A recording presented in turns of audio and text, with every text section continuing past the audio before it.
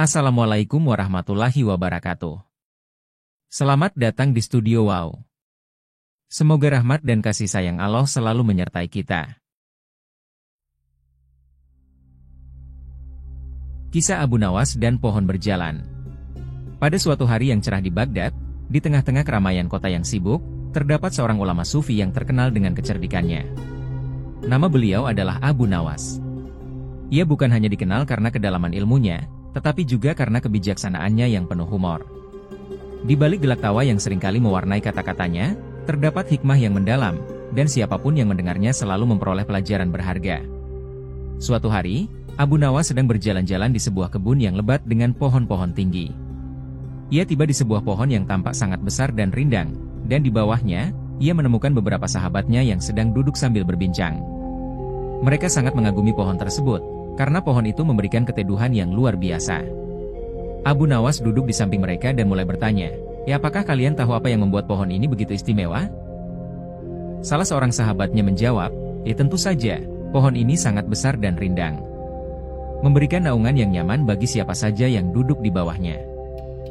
Abu Nawas tersenyum lebar, itu benar, tetapi tahukah kalian bahwa pohon ini juga pernah berjalan, membelah bumi untuk menaungi seseorang yang sangat mulia? Semua sahabatnya terkejut mendengarnya. Mereka memandang Abu Nawas dengan penuh rasa ingin tahu. Apa yang kamu maksudkan, Abu Nawas? Ditanya salah seorang dari mereka. Abu Nawas berkata, kisah ini bukan hanya tentang pohon biasa. Ini adalah kisah tentang pohon yang pernah memberi naungan kepada Nabi Muhammad SAW dalam perjalanan beliau. Pohon itu meminta izin kepada Allah untuk berjalan dan memberi salam kepada Nabi, dan Allah mengizinkannya. Pohon itu datang, membelah bumi untuk menaungi Rasulullah, lalu kembali ke tempatnya semula. Sahabat-sahabat Abu Nawas terdiam sejenak, merenungkan kisah tersebut. Mereka terpesona oleh kebesaran Allah yang memungkinkan sebuah pohon untuk beraksi seperti itu. Namun, salah seorang sahabat kemudian bertanya, Abu Nawas, apakah pohon itu berbicara atau hanya berjalan begitu saja? Abu Nawas tertawa kecil dan berkata, pohon itu tidak berbicara dengan kata-kata, tapi ia memberi salam dengan gerakan. Allah memberikan kemampuan kepada pohon tersebut untuk melakukan hal itu sebagai penghormatan kepada nabinya. Kemudian, Abu Nawas dengan cerdiknya menambahkan, tapi, jika kalian ingin tahu apa yang pohon itu katakan, kalian harus bisa memecahkan teka-teki ini. Semua sahabatnya memandang Abu Nawas dengan rasa penasaran. Abu Nawas kemudian memberikan teka-teki lucu yang berkaitan dengan pohon berjalan itu. Teka-teki Abu Nawas. Jika pohon itu bisa berjalan dan memberi salam pada Nabi, apa yang bisa kita pelajari dari perjalanan pohon tersebut? Sahabat pertama berpikir sejenak dan berkata, mungkin pohon itu ingin memberi penghormatan kepada Nabi, menunjukkan betapa besar rasa hormat pohon terhadap beliau. Abu Nawas mengangguk, benar, itu satu kemungkinan. Tetapi ada jawabannya yang lebih sederhana. Pohon itu menunjukkan bahwa terkadang, untuk melakukan hal yang benar, kita perlu melangkah sedikit lebih jauh. Pohon itu tidak hanya diam, ia bergerak untuk kebaikan. Sahabat kedua berkata, jadi, maksudmu kita juga harus bergerak menuju kebaikan, bukan hanya diam dan berharap segala sesuatu terjadi? Abu Nawas tersenyum lebar, persis sekali. Kalian sudah memecahkan teka-tekinya. Ingat, kebaikan itu tidak akan datang hanya dengan menunggu. Kadang kita harus berjalan untuk mencapainya. Sahabat-sahabatnya tertawa sambil merenung, menyadari bahwa hikmah dari teka-teki Abu Nawas bukan hanya lucu, tetapi sangat mendalam. Mereka pun kembali melanjutkan perjalanan mereka, sambil membawa pelajaran berharga tentang pentingnya berusaha dan bergerak menuju kebaikan, seperti pohon yang berjalan memberi naungan kepada Nabi Muhammad SAW.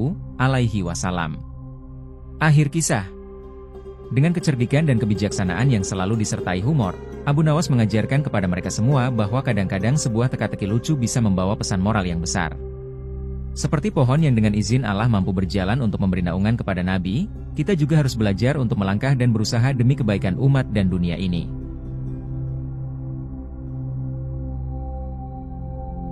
Batu yang memberi salam. Suatu pagi yang cerah, Abu Nawas duduk santai di halaman masjid. Di sekelilingnya, banyak orang yang datang untuk mendengarkan cerita dan hikmah dari sang ulama sufi yang terkenal dengan kebijaksanaan dan kelucuan sekaligus.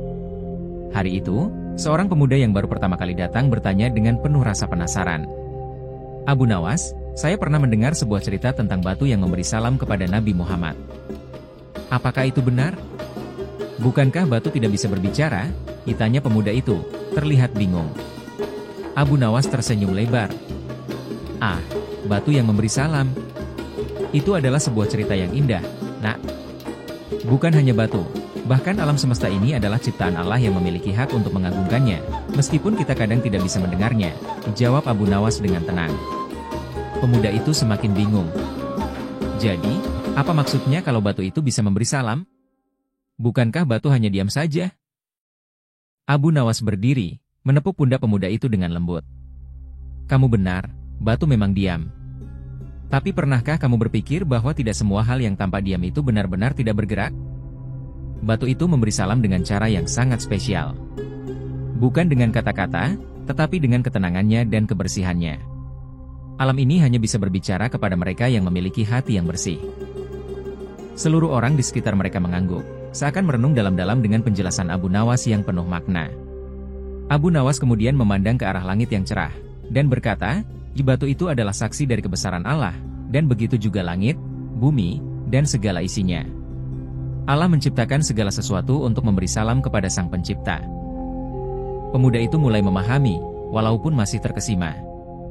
Jadi, batu itu tidak berbicara dengan suara, tapi ia mengucapkan salam dalam diam, begitu? Benar, jawab Abu Nawas. Kadang, dalam diam, kita bisa merasakan kehadirannya lebih dalam. Begitu juga batu itu, ia mengucapkan salam dengan hati yang tunduk kepada Allah. Kemudian, Abu Nawas tertawa kecil, menambahkan dengan nada bercanda, tapi, jangan tanya apakah batu itu punya suara kalau kamu menanyakan salamnya kepada saya, karena saya belum pernah mendengarnya. Seluruh orang pun tertawa, tetapi pesan tentang kebesaran Tuhan dan alam semesta yang indah itu tetap terpatri dalam hati mereka.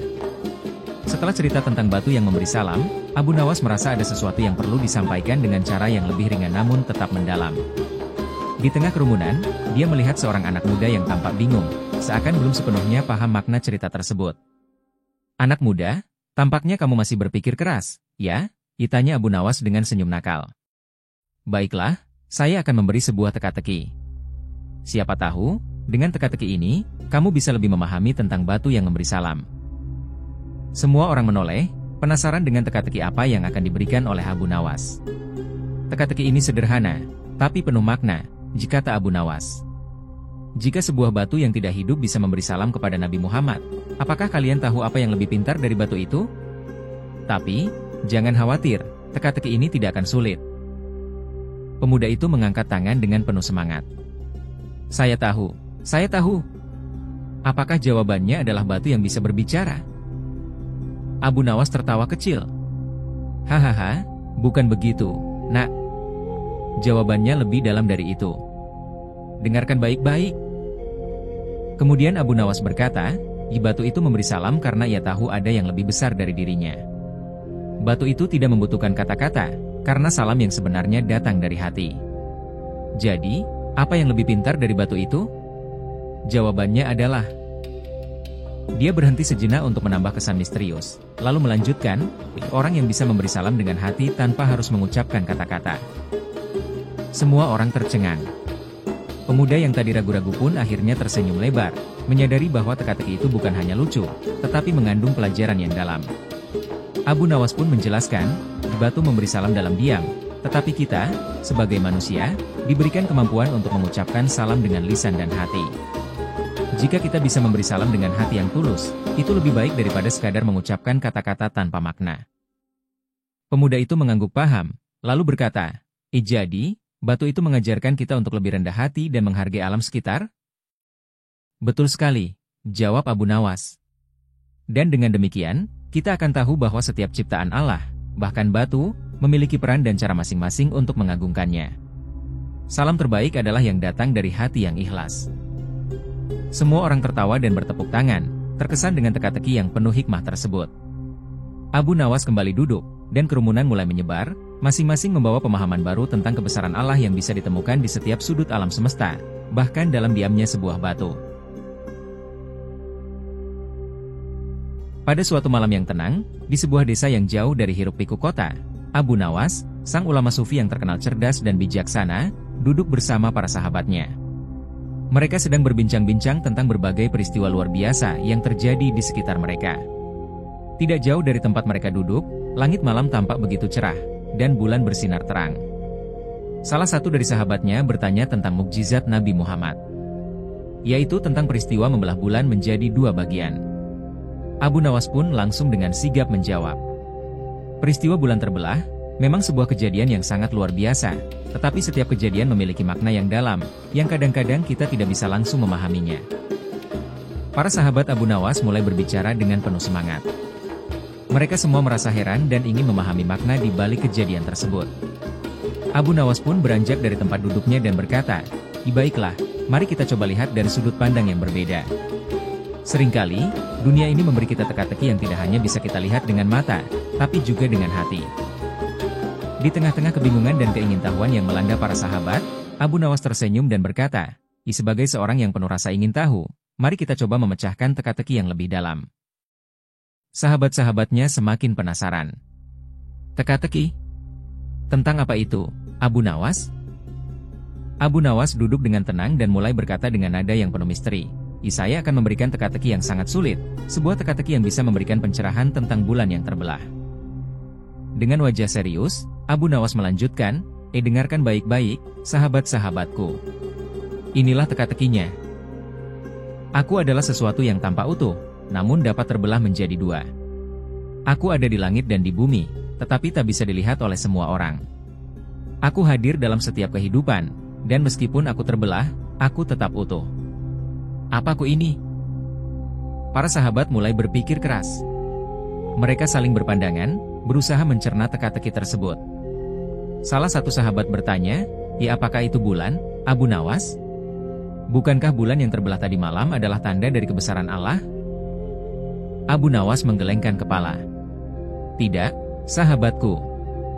Jawaban itu belum tepat. Mereka semakin bingung, dan Abu Nawas melihat bahwa teka-teki itu telah benar-benar menguji kemampuan mereka.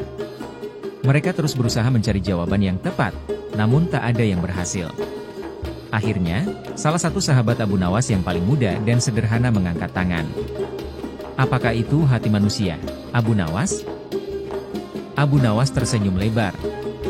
Benar sekali, sahabatku yang muda. Jawabannya adalah hati. Para sahabat terkejut, namun mereka mulai mengerti. Abu Nawas melanjutkan, bulan yang terbelah menjadi dua adalah simbol dari hati manusia yang bisa terbelah menjadi dua bagian, antara kebaikan dan keburukan. Namun, meskipun hati terbelah, esensi sejatinya tetaplah satu, dan selalu bisa disatukan kembali dengan niat yang tulus dan ketulusan hati. Mereka semua terdiam, merenung. Teka-teki Abu Nawas bukan hanya sebuah permainan kata-kata, tetapi juga pelajaran tentang pentingnya hati yang bersih dan utuh dalam menghadapi segala peristiwa kehidupan. Apakah kamu sekarang mengerti, sahabatku? Tanya Abu Nawas dengan senyum bijak. Sahabat-sahabatnya mengangguk, merasa tercerahkan. Mereka menyadari bahwa peristiwa bulan terbelah bukan hanya sebuah fenomena alam, tetapi sebuah peringatan bagi setiap hati manusia untuk tetap utuh, meskipun menghadapi ujian atau cobaan yang datang. Abu Nawas dengan kelucuan dan kebijaksanaannya mengajarkan bahwa di balik setiap kejadian besar, seperti bulan terbelah, terkandung makna yang mendalam. Teka-teki yang sulit itu bukan hanya untuk menguji kecerdasan, tetapi untuk mengajak orang-orang lebih merenung dan memperbaiki diri. Sebagaimana bulan terbelah menjadi dua, begitu pula hati manusia yang harus dijaga agar tetap utuh dan bersih. Bila suka dengan video ini, bantu like, komen, dan subscribe.